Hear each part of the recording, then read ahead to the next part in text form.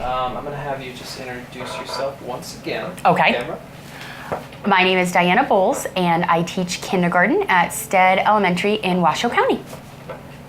Excellent. All right, well, here we go. Okay. We want to understand the decisions you made in planning for this lesson and how it fits into the unit and year. How does this lesson connect to and build on students' prior skills and knowledge? What was taught before this lesson and what will come after it? So this is a basal alignment project lesson from a series called Treasures, and today was day 3 of reading the book. And so the first time I read the story, I just read the text all the way through. There were no stopping points. And then the second time, I stopped just as I did today, did text-dependent questioning. They did some other visualization activities. And yesterday, they just wrote 2 facts that they remembered from the text. And they did really good with that writing. And then today, I did the same thing. We stopped, we did the text-dependent questioning, we did a little bit visualization activity, and then the writing was the culminating piece for the total BAP lesson. And opinion writing being one of the things we need to focus on as standard for kindergarten, I thought it fit really nicely with the lesson. And so the actual BAP lesson is for 3rd grade, but I kind of altered the culminating activity to fit kindergarten. And with ELA on a whole, we're really trying to focus on that discussion piece. So we're really trying to get at core action 3 and how to have meaningful discussion based around a text. And to have 5- and 6-year-old focus on a text sometimes can be challenging. So I've been working on this all year. And so they are finally getting to the point where they can stay focused on the discussion with the text being the focus of the discussion. What was the other part of your question? I'm sorry. So it's basically what came before, what will come after it. And then after this, we'll continue the culminating writing piece tomorrow. They'll finish their writing, and then we'll go through and we do a little revision and editing of their piece, and then they get to put it on fancy paper. They'll redo it in marker, and then they'll share those in an author's chair in front of the class. And then we'll continue with our penguin theme and how habitats, how the environment affects animals' habitats and the way that they live. And we'll read some more fiction and nonfiction text about penguins and then compare the text that we've read as well. And for the text, is this text part of a sequence of texts? It's not. It's a text that my team, we have kind of chosen some text to go along with the Penguin Chick nonfiction. So I read The Emperor's Egg this morning, and so we do some other nonfiction, and then Plenty of Penguins is an informational text. So just trying to make sure we're hitting that balance of 50-50 nonfiction with fictional texts, and making sure that we get different informational texts so that we can compare, because as we know, all information we read isn't always the same. So for kids to know that and say, oh, well, this book says this and this text says this, it's kind of nice for them to explore that and see what differences and similarities the informational texts have. All right. So what about the standards? Talk about the standards targeted in this lesson. So the writing standard that was targeted was for children with guidance and support to write an opinion piece make sure that they get the topic in there, which was a little bit hard for my friends to do. So that's something that we'll continue to work on. And then as well as giving evidence from a text to support that opinion, which was the big piece of the writing that I thought they did really well with, actually. So that was a yay. And then the other standards were reading informational text and with prompting and support, being able to answer text-based questions and to go back to the text to give supporting evidence for their answer, which I think they did really well. And then just listening, speaking, all of those standards that we've built up to that. That's what most of kindergarten is. We're doing our read alouds and trying to get that complex text into our curriculum through read alouds, because the texts that they're reading independently, they're not complex at all. Like, I see the cat. Well, what can we pull from that text? So the read alouds are really where we hit that text complexity and get them to talk about going back and finding evidence is through the read aloud. And so that was the main standard that was focused on, reading informational text. All right. Heck Okay, and then which of the core action indicators do you think this lesson best exemplifies? Hands down, 1 and 2. Core action 1, I mean, it is obviously a complex text for kindergarten. It's a 3rd grade BAP lesson. It's a DRA 20, Lexile 450, I think it is. And so for kindergartners, it's definitely complex. They cannot read it independently, although one thought she could. So it's a complex text, no doubt. And then core action 2, everything was based around the text. The questions were all text dependent. The writing was text dependent. The speaking and listening was text dependent. So the entire focus of the lesson was based around the Penguin Chick text. All right. Section 1 is done. Check. That's good. Sweet. Okay, that was good. Okay. All right, so again with the shifts, we were interested in how the shifts required by the CCSS are being incorporated into your instruction. Discuss how this lesson illustrates the shifts required by the CCSS. Building knowledge through nonfiction text is one of the shifts that this lesson definitely hit. And as I said before, all of the speaking, listening, and writing was based around the text. So it was a very text-dependent lesson. And the highlighting piece I thought was neat I've never tried that before, so I thought that was a neat piece so that they could actually see how their evidence from the text, how I could just show them, this is exactly what you're saying when you say, I got it from there, I'm showing you exactly where it came from, so that they knew it was truly text dependent and they could see that text, even though they couldn't independently read it. And then I think you answered this last time, but I don't know if you have a short answer or something that pertains to this subject, but how did you teach the content of this lesson prior to the CCSS? Prior, again, I felt like I just didn't go into the depth. And back then, I was using more picture books, not as much nonfiction. And one of the reasons was the lack of it. We didn't have 50% nonfiction text in our classrooms. But once Common Core came about, we actually were given a budget, which was really nice, to purchase nonfiction text to make sure we had that balance of nonfiction and then literature or fiction. So I definitely am using more complex text now, and also the text-dependent questioning.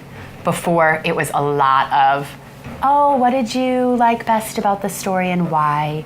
Like, who cares? Like, getting them to go deeper into the text. And that is something that I didn't focus on nearly as much before Common Core.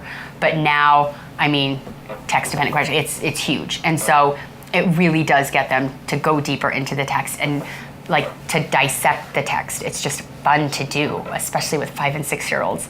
And some of the questions are complicated and the questions are complex, but when we break it down and when they talk about it in small group or with a partner, they really do understand the meaning of the text or the author's purpose or why we're reading the text. And then they can then transfer that and take it into their writing and say, this is why we're doing the writing. So just making the connections between reading and writing and the text and then what we're gonna do with the text.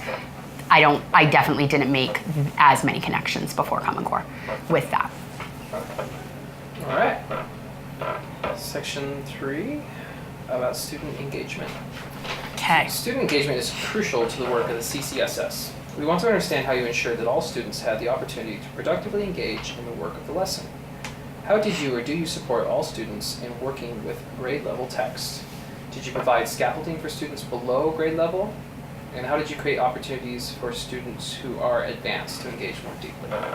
So this obviously wasn't a grade level text. It was an above grade level text. So they were all engaged because they all had equal access to the text. They all had the same information going into the text. We had already read it twice, so they were familiar with the text. They had seen most of the illustrations prior, just for the purpose of the visualization. They hadn't seen that one page before. So giving them equal access, that was huge right there. And then we had also done some other things pertaining to penguins. We did a pictorial, so we learned about the diet, the characteristics, the life cycle, and again, they all had equal access to that.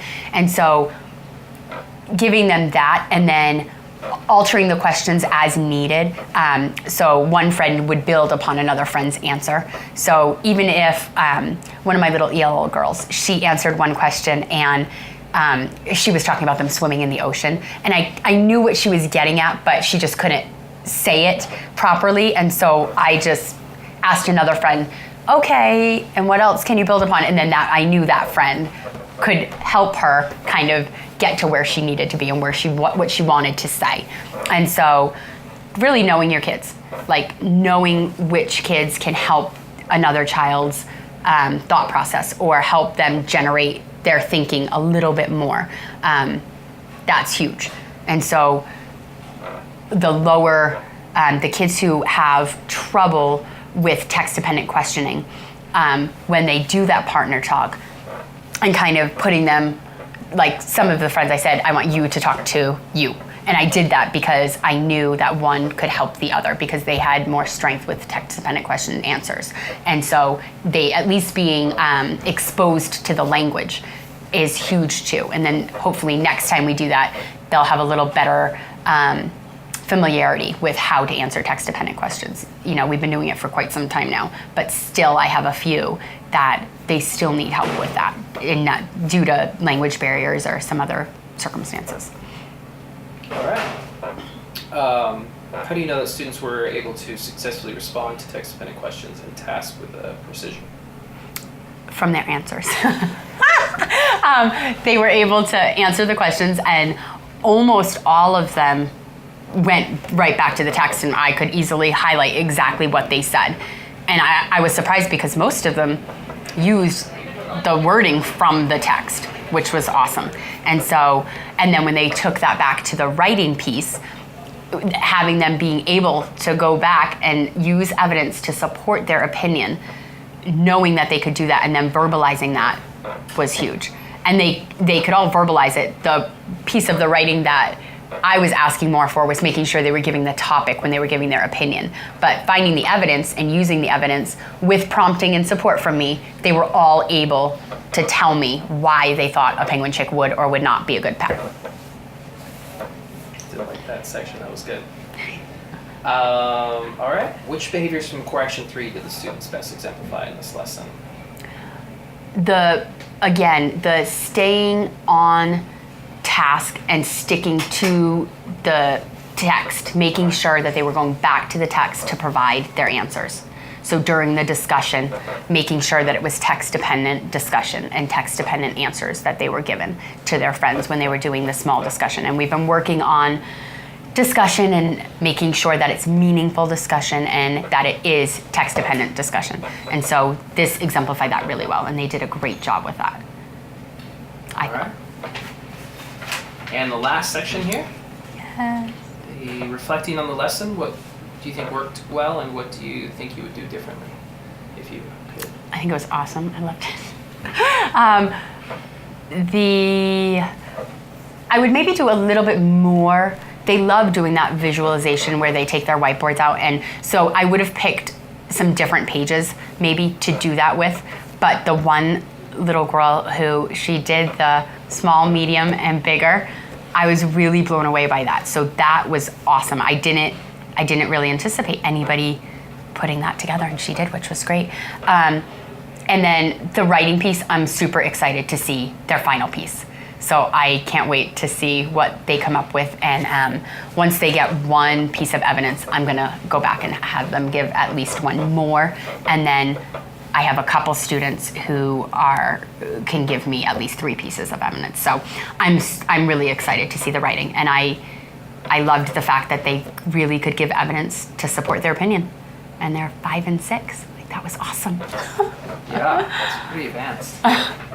Any unexpected student behaviors or reactions? No, they actually did really well. I was wondering if they were gonna, because we've read the book, I always wonder when I'm doing a BAP lesson or a close read, by the time the 3rd read comes around, like, oh my gosh, how am I gonna keep them engaged and make sure they're still all listening to me? But I love to read aloud, and so I'm hoping that just the way that I read keeps them engaged. And they all seem to be on task. I didn't really see any misbehaviors, or I really didn't have to redirect too many friends during it. So I think they did a really good job with behavior. And then the writing, I mean, they love to write, which is awesome. So the writing they did really well with too, as far as behavior. All right. Okay. That was excellent. Very, very good.